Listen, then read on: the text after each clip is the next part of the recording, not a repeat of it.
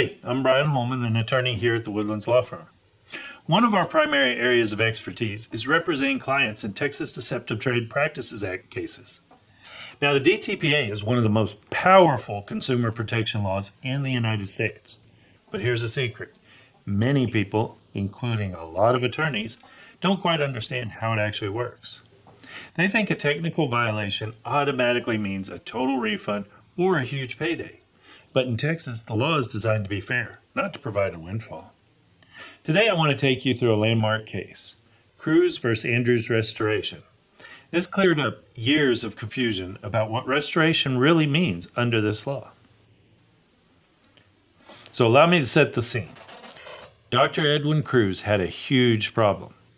Toxic mold had grown in his house after a major storm.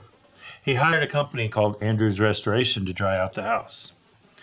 So over the course of this project, Dr. Cruz and his insurance company had paid the contractor over $1 million. Eventually, a payment dispute broke out. The contractor sued for unpaid bills, and Dr. Cruz countersued. Dr. Cruz's legal team found what they thought was a silver bullet.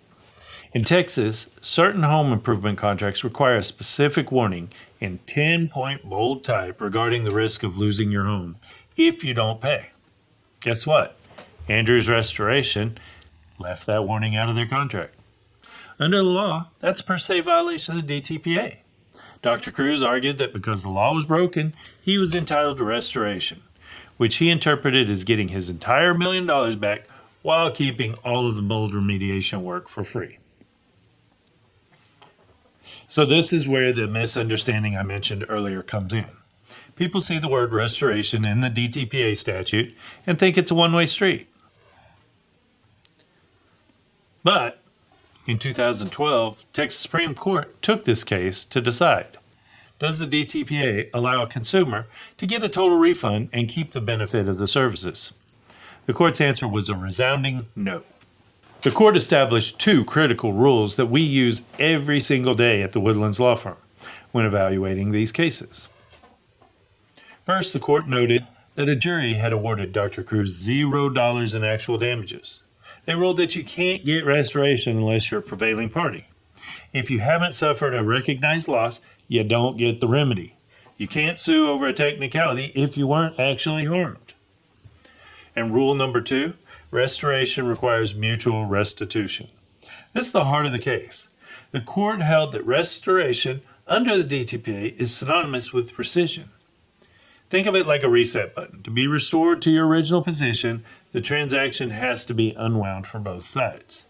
If Dr. Cruz wanted $1 million back, he had to give back what he received. Since he couldn't return the service of mold removal, he would have to credit the contractor the value of that work. You can't use DTPA to get a windfall for a free ride.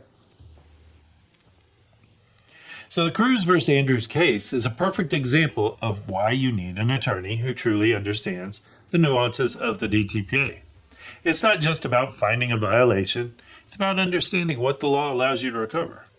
At the Woodlands Law Firm, we help both consumers and businesses navigate these complex waters to ensure the law is applied correctly and fairly. If you're dealing with a contract dispute or a potential DTPA claim, don't rely on myth, rely on experience. Thanks for watching. If you found this breakdown helpful, please like the video and subscribe for more insights into the Texas law.